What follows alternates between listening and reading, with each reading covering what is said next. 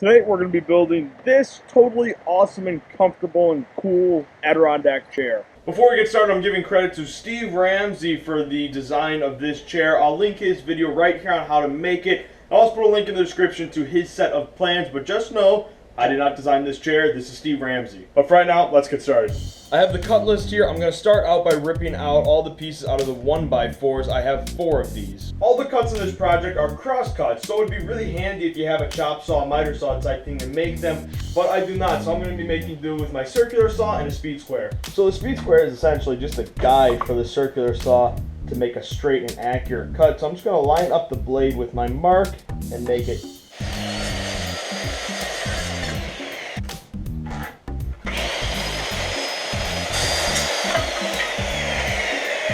And it'll be really easy to keep all my pieces in order by writing down backslat or whatever piece they are on them.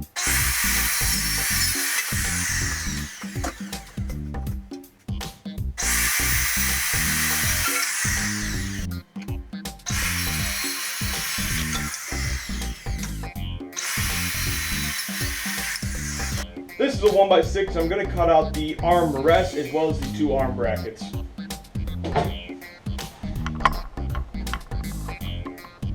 The arm rests are 30 inches long.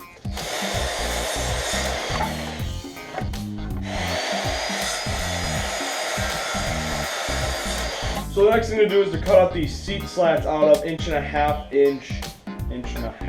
The next thing to do is cut out the seat slats. These are just 3/4 inch material, 1.5 inches wide. And there are 13 of these guys to cut out at 20.5 inches long. Now, when making that many of the same cut, it makes a lot of sense to set up a stop block so you can do them really quickly and accurately. Setting up a stop block on a circular saw is kind of weird. I don't really know how I would do that. So if you have a miter saw, use it. Me personally, I'm going to take the hard way to do this and just do that same speed square and circular saw for all 13 pieces.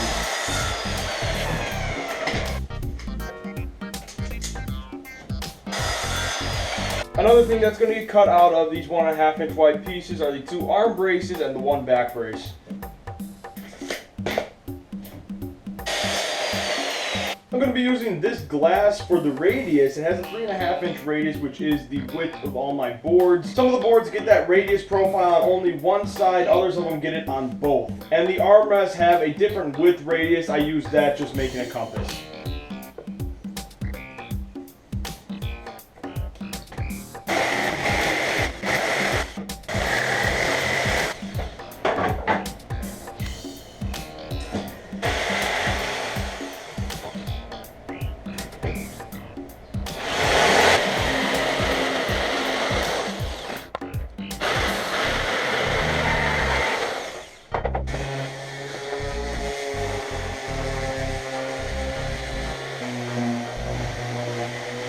I'm using pocket holes to attach all these pieces together. I'm going to be using this jig that I recently picked up, as well as wood glue and the screws needed for this to attach all the pieces together.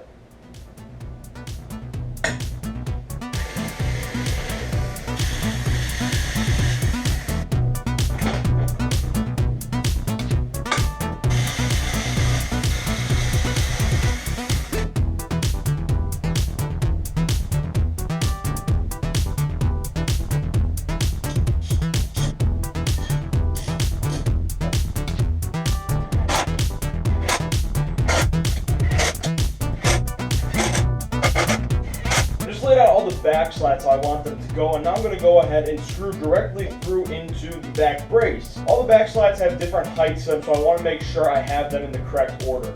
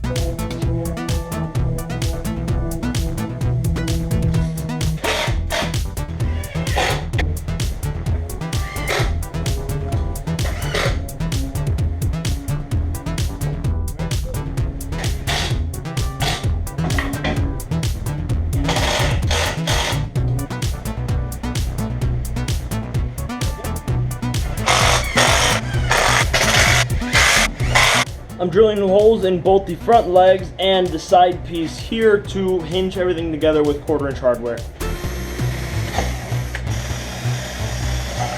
For hardware, I'm going to be running through this 1/4" bolt along with a flat washer on one end. On the other end, it's going to be a flat washer and a lock washer and a nut.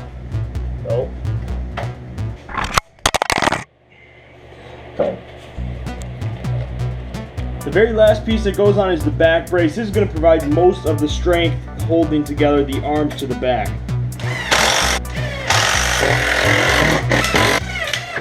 What I'm about to show you may or may not surprise you. Yep, do you see what's wrong? So what happened was, as I was finishing up the whole sanding job and everything, I went to close down my overhead garage door, and the arm of this chair was just close enough to the edge of the door that it caught and pushed it and broke it off. So all my hard work, and it's all gone. So I'm trying to come up with a plan of attack on how to fix this. Now the brake on it is not exactly clean. It's really rough. It's splintered off everywhere. I just tried to fit these two pieces back together, and it's just not going to work out that way. So I'm going to unscrew this brace here for the arm, remake this piece, re-drill my pocket screws, reattach it to the back support as well as to this part and the underside of the armrest. Hopefully that will be strong enough to hold it on. Alright, we're about 1 hour later. I just repaired those two pieces I was talking about, reassembled and glued everything, and just finished sanding up through 240 grit. Now what I'm going to do is I have a deck stain. I'm going to go ahead and apply a few coats of this for a little bit of protection against the elements.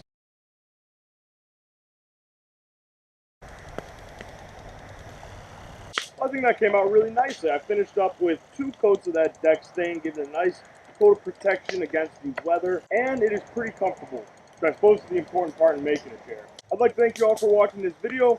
Please subscribe to my YouTube channel. If you like this video, give it a thumbs up. Leave any thoughts in the comments section down below, and check out my website at peterturnswood.com, link in the description. Check in next Friday for a new video, and I'll see you all then. Thanks for watching.